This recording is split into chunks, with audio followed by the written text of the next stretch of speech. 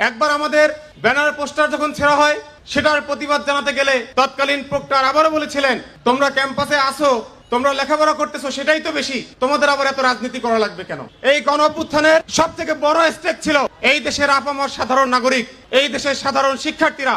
এই গণ অভ্যুত্থানের সব থেকে বড় স্টেক ছিল এই দেশের শ্রমিকরা, এই দেশের লেবাররা, এই দেশের রিস্কাওয়ালারা, কুলি মজুর, সাধারণ মানুষ। আসসালামু আলাইকুম রহমতুল্লাহ। ইসলামী ছাত্র আন্দোলন বাংলাদেশ ঢাকা বিশ্ববিদ্যালয় শাখা কর্তৃক আয়োজিত আজকের এই ঢাবি সম্মেলন ও ইফতার মাহফিল, আজকের এই দিনটি আমাদের অনেক দিনের কামনার, অনেক দিনের বাসনার একটি দিন। আজকে আমরা ঢাকা বিশ্ববিদ্যালয়ের বটতলায় এখানে একত্রিত হয়েছি। ইতিপূর্বে কখনো যে চেষ্টা করিনি এমন ভাবে একত্রিত হওয়ার, তা কিন্তু না। আজকের প্রতিবাদ আপনারা দেখছেন বৈষম্য মুক্ত বাংলাদেশ গড়া, কিন্তু 90-এর পর থেকে দীর্ঘদিন পর্যন্ত ঢাকা বিশ্ববিদ্যালয় ক্যাম্পাসে ইসলামকে, ইসলামী যে কোনো বয়ানকে, ইসলামী যে কোনো শক্তিকে, ন্যায়ের পক্ষের যে কোনো শক্তিকে সব সময় বৈষম্যের মধ্যে রাখা হয়েছে। যদি ইসলামপন্থীরা ক্যাম্পাসে কোনো প্রোগ্রাম করতে চাইতো, কোনো অনুষ্ঠানের আয়োজন করতে চাইতো, প্রশাসন কখনোই অনুমতি দিত না। আমার মনে পড়ে একবার যখন আমরা ক্যাম্পাসে একটি প্রোগ্রামের জন্য অনুমতি নিতে যাই, তৎকালীন প্রক্টর বলেছিলেন, তোমরা ক্যাম্পাসে আসো, সেটাই তো বেশি, আবার প্রোগ্রাম করবে কেন?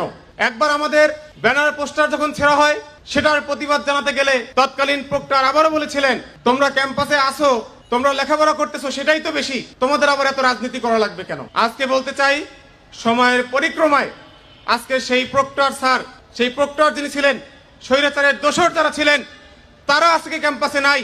তারা আজকে চোরের মতো ক্যাম্পাসে আসে। ক্যাম্পাসে আজকে আমরা এখানে এস্টাবলিশ আছি ইনশাআল্লাহ। সংগ্রামী সাথী ও বন্ধুগণ, আজকের এই পরিস্থিতি কির মধ্য দিয়ে তৈরি হলো? একটি গণ অভ্যুত্থানের মধ্য দিয়ে। সেই গণ অভ্যুত্থানের নায়ক কারা ছিল? আজকে আমরা দেখি ঘরে ঘরে নানান ধরনের মাস্টার মাইন্ড, অমুকে এ করেছে, তমুকে তা করেছে। আজকে দেখি নতুন নয়া পুঁজিবাদী রাজনীতির আখড়া, আজকে দেখি এলিট সোসাইটির রাজনীতির আস্ফালন। কিন্তু আমি বলতে চাই, এই গণ অভ্যুত্থান শুধুমাত্র এই 36 দিনে হয়নি। এই গণ অভ্যুত্থান দীর্ঘ 15 বছরের লড়াইয়ের পরিক্রমা। এই গণ অভ্যুত্থানের সব থেকে বড় স্টেক ছিল এই দেশের আপামর সাধারণ নাগরিক, এই দেশের সাধারণ শিক্ষার্থীরা। এই গণ অভ্যুত্থানের সব থেকে বড় স্টেক ছিল এই দেশের শ্রমিকরা, এই দেশের লেবাররা, এই দেশের রিস্কাওয়ালারা, কুলি মজুর, সাধারণ মানুষ। কিন্তু আজ কি দেখতে পাই আমরা? অভ্যুত্থানের পরে তাদের কোথাও কোনো অবস্থান নেই। সব জায়গায় আওয়ামী ফেসিবাদ যেমনি সরে গিয়েছে, তেমনি নতুন করে আবার আমরা কি দেখি? শুধুমাত্র জায়গায় জায়গায় ম্যান পরিবর্তন হয়েছে, কিন্তু সিস্টেমের কোনো পরিবর্তন কিন্তু আমরা এখন পর্যন্ত দেখিনি।